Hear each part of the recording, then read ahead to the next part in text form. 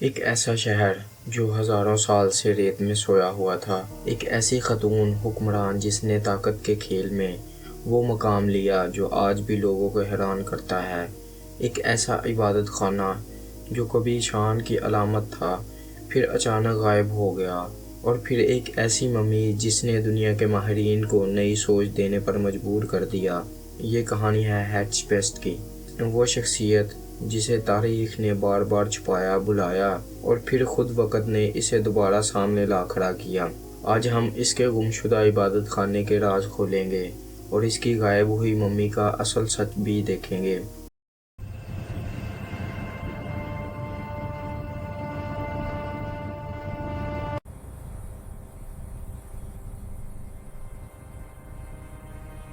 ہزاروں سال پہلے مصر کی زمین پر ایک بچی پیدا ہوئی جس کا نام تھا ہیٹشپسٹ۔ کوئی سوچ بھی نہیں سکتا تھا کہ یہی بچی آگے چل کر دنیا کی سب سے طاقتور خواتین میں شمار ہوگی۔ وہ دوسروں جیسی بالکل نہیں تھی، وہ لڑائی سے زیادہ تعمیر کو ترجیح دیتی تھی۔ لوگ اسے امن اور استحکام کی علامت سمجھتے تھے، لیکن اصل موڑ تب آیا جب اس نے وہ قدم اٹھایا جو اس زمین میں ناممکن سمجھا جاتا تھا۔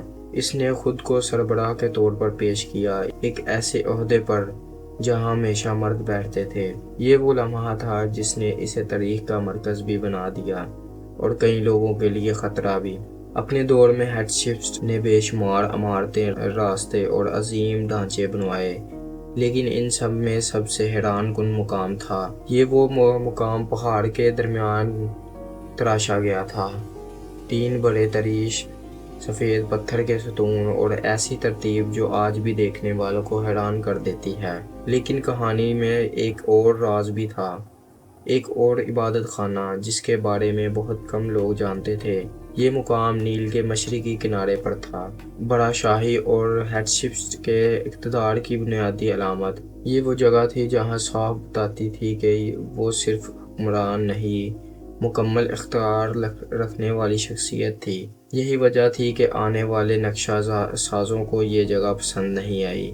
ہیٹشپسٹ کے بعد جب نیا حکمران تخت پر بیٹھا تو اس نے ایک مہم شروع کی، کیونکہ وہ نہیں چاہتا تھا کہ مستقبل کے لوگ یاد رکھیں کہ کبھی ایک عورت نے طاقت کے اس نظام کو بدل دیا تھا۔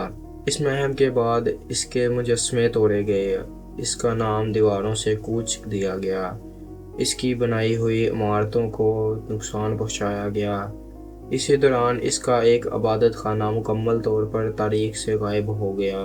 کچھ حصے ریت میں دب گئے، کچھ چوروں نے لوٹ لیے۔ صدیوں تک لوگ سمجھتے رہے کہ شاید وہ جگہ کبھی تھی ہی نہیں۔ 19ویں صدی میں جب کھدائی کے ماہر مصر میں تحقیق کر رہے تھے، انہیں ریت کے نیچے پتھروں کی ایک عجیب ترتیب ملی۔ شروع میں کسی نے خاص توجہ نہ دی، مگر جیسے جیسے صفائی ہوتی گئی، ایک کنندہ کیا ہوا نام سامنے آیا۔ یہی وہ لمحہ تھا جب سب سمجھ گئے کہ وہ گمشدہ عبادت خانہ مل چکا ہے۔ کھدائی آگے بڑھائی تو ٹوٹے ہوئے ستون، نقش و نگار اور باقی ڈھانچے سامنے آئے جو بتاتے تھے کہ یہ جگہ ہیٹشپسٹ کے اقتدار کا دل تھی۔ ہیٹشپسٹ کے موت کے بارے میں آج تک سوال ہے۔ کچھ کہتے ہیں بیماری سے مری، کچھ اسے زہر دینے کی کہانی بیان کرتے ہیں، کچھ کے مطابق اسے نظر انداز کیا گیا تاکہ وہ کمزور ہو کر جان دے دے۔ مرنے کے بعد اس کی قبر خالی ملی، اس کا تابوت بند تھا مگر اندر کوئی نہیں تھا۔ اس کی ممی 1000 سال تک دنیا سمجھتی رہی کہ شاید اس کا جسم ہمیشہ کے لیے کھو گیا، مگر وقت ہر راز چھپا کر نہیں رکھتا۔